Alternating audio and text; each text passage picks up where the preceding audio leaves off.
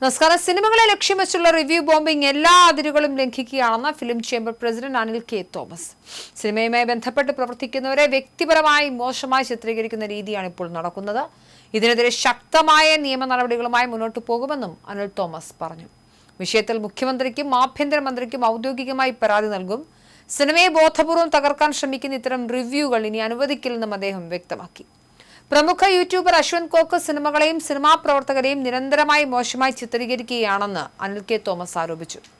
അശ്വന്ത് കോക്കിനെതിരെ കർശന നിയമ നടപടി സ്വീകരിക്കുന്നതിന്റെ ഭാഗമായി സൈബർ പോലീസിന് പരാതി നൽകുമെന്നും ഫിലിം ചേംബർ പ്രസിഡന്റ് കൂട്ടിച്ചേർത്തു. കഴിഞ്ഞ കുറച്ചു ദിവസങ്ങളായി മാധവ് സുരേഷ് പ്രധാന വേഷത്തിലെത്തിയ അംഗമട്ടഹാസം എന്ന ചിത്രവുമായി ബന്ധപ്പെട്ട് വലിയ വിവാദങ്ങളാണ് സിനിമാ ലോകത്ത് പുകയുന്നത്.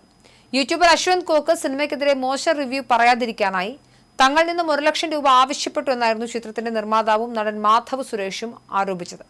എന്നാൽ ഈ ആരോപണങ്ങളെല്ലാം പൂർണ്ണമായി നിഷേധിച്ചുകൊണ്ട് അശ്വന്ത് കോക്ക് തന്റെ സ്വന്തം യൂട്യൂബ് ചാനലിൽ വീഡിയോയുമായി രംഗത്തെത്തി. താൻ പണം ആവശ്യപ്പെട്ടു എന്നതിന് എന്തെങ്കിലും തെളിവുണ്ടെങ്കിൽ അത് ഹാജരാക്കാൻ മാധവ് സുരേഷിനെ വെല്ലുവിളിച്ചായിരുന്നു അശ്വന്ത് കോക്കിന്റെ രൂക്ഷമായ പ്രതികരണം. ഷൈൻ ടോം ചാക്കോ, മാധവ് സുരേഷ്, സൈജു കുറുപ്പ് എന്നിവരെ കേന്ദ്ര കഥാപാത്രങ്ങളാക്കി സുജിത് എസ് നായർ രചനയും സംവിധാനവും നിർവഹിച്ച ചിത്രമാണ് അംഗമട്ടഹാസം. ഈ സിനിമയുടെ റിലീസിന് പിന്നാലെയാണ് റിവ്യൂ വിവാദം വീണ്ടും സിനിമാ സംഘടനകൾ ഏറ്റെടുത്തിരിക്കുന്നത്. യൂട്യൂബർ അശ്വന്ത് കോക്ക് സിനിമയ്ക്കെതിരെ നെഗറ്റീവ് റിവ്യൂ പറയാതിരിക്കാനായി 1 ലക്ഷം രൂപ ആവശ്യപ്പെട്ടുവെന്ന് ആദ്യം പറഞ്ഞ സിനിമയുടെ നിർമ്മാതാവ് തന്നെയാണ്. തുടർന്നാണ് മാധവ് സുരേഷ് ഇത് ഏറ്റുപിടിച്ചത്. എന്നാൽ ഇതെല്ലാം നിഷേധിച്ചുകൊണ്ടും തെളിവ് ഹാജരാക്കാൻ ആവശ്യപ്പെട്ടുകൊണ്ടാണ് മാധവ് സുരേഷിനെതിരെ അശ്വന്ത് കോക്ക് വളരെ രൂക്ഷമായ ഭാഷയിൽ പ്രതികരിച്ച് രംഗത്ത് വന്നത്. ഈ ചിത്രം വളരെ മോശമാണ് എന്ന് തന്നെയാണ് അശ്വന്ത് കോക്ക് ആദ്യത്തെ റിവ്യൂവിൽ പറഞ്ഞിരുന്നത്. ഇങ്ങനത്തെ ഒരു ചിത്രം ഇറക്കേണ്ടെന്ന് ആവശ്യമില്ലായിരുന്നു എന്ന് പോലും അദ്ദേഹം പറയുന്നുണ്ടായിരുന്നു. മാത്രമല്ല, തിരക്കഥയെക്കുറിച്ചും അല്ലെങ്കിൽ അഭിനയത്തെക്കുറിച്ചും അടക്കം കഥാപാത്ര നിർമ്മിതിയെക്കുറിച്ചും ഒക്കെ വളരെ മോശമായ റിവ്യൂ തന്നെയാണ് പറഞ്ഞത്. ചിത്രം അദ്ദേഹത്തിന്റെ വ്യക്തിപരമായ അഭിപ്രായമാണ് അദ്ദേഹം അതിൻ്റെ സ്വന്തം യൂട്യൂബ് ചാനലിൽ പറഞ്ഞത്. ഇന്ത്യ മഹാരാജ്യമാണ്, അഭിപ്രായ സ്വാതന്ത്ര്യമുണ്ട്. ആ അഭിപ്രായ സ്വാതന്ത്ര്യത്തിന്റെ പരിഗണനയിൽ നിന്നുകൊണ്ട് തന്നെയാണ് അശ്വന്ത് കോക്ക് ഇത് പറഞ്ഞത്. എന്തായാലും ചിത്രത്തിൽ നായകനായ മാധവ് സുരേഷിനെതിരെയാണ് അശ്വന്ത് കോക്കിന്റെ വിമർശനം പ്രധാനമായും ഉയർന്നത്. 1 ലക്ഷം രൂപ ആവശ്യപ്പെട്ട് ഓൺ റെക്കോർഡിൽ പറയുകയാണെന്നും ഇതിന് തെളിവുണ്ടോ എന്നുമൊക്കെ അശ്വന്ത് കോക്ക് പിന്നീട് ചോദിച്ചിരുന്നു. ഇത്തരം കാര്യങ്ങളിൽ ഞാൻ സാധാരണ പ്രതികരിക്കാറില്ല, എനിക്ക് ഒറ്റ ബാങ്ക് അക്കൗണ്ട് മാത്രമേ ഉള്ളൂ, അന്വേഷിച്ചോ പറയുമ്പോൾ ഒരു മിനിമം മര്യാദ വേണം. 1 ലക്ഷം രൂപ കേരളത്തിൽ എല്ലാവർക്കും കൊടുത്താലും ആരും പടം കാണില്ല, ഇത് കണ്ട അവസ്ഥ എനിക്ക് അറിയൂ എന്നാണ് അശ്വന്ത് കോക്ക് യൂട്യൂബിൽ പങ്കുവച്ച വീഡിയോയിൽ പറയുന്നത്.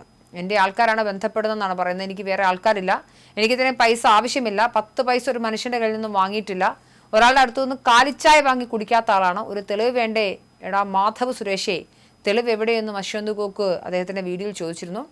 എന്തായാലും വീണ്ടും ഒരു സിനിമാ മേഖലയിൽ റിവ്യൂ ബോംബിങ്ങിൻ്റെ എതിരെയുള്ള ശബ്ദങ്ങൾ ഉയരുകയാണ്. ബ്ലോഗർമാരും യൂട്യൂബർമാരും സോഷ്യൽ മീഡിയ ഉപഭോക്താക്കളൊക്കെ ഒരു സിനിമ ഇറങ്ങിയ ഉടൻ തന്നെ, സിനിമ റിലീസ് ചെയ്ത ഉടൻ തന്നെ നെഗറ്റീവ് അവലോകനങ്ങളും സ്പോയിലറുകളും മനഃപൂർവ്വം പോസ്റ്റ് ചെയ്യുന്നതിനായി നടത്തുന്ന ഏകോപിത പ്രചരണങ്ങളാണ് സത്യത്തിൽ റിവ്യൂ ബോംബിംഗ് എന്ന് പറയുന്നത്. എന്നാൽ അശ്വന്ത് കോക്ക് അടക്കമുള്ള കേരളത്തിലെ റിവ്യൂവർമാർ അവരുടെ അഭിപ്രായം മാത്രമാണ് പറയുന്നത്. മികച്ച സിനിമകൾ മികച്ചതാണെന്ന് ഇവർ പറയാറുണ്ട്. അത് പലപ്പോഴും നിർമ്മാതാക്കൾ മറന്നു പോകുന്നുമുണ്ട്.